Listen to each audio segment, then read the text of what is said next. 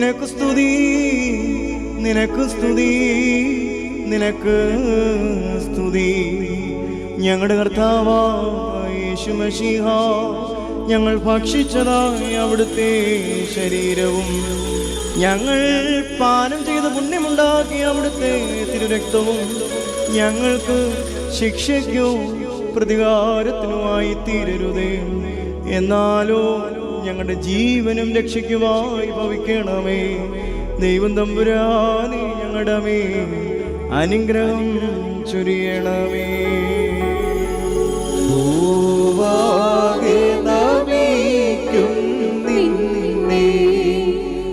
എല്ലാ നാവും സ്തുതി പാടും.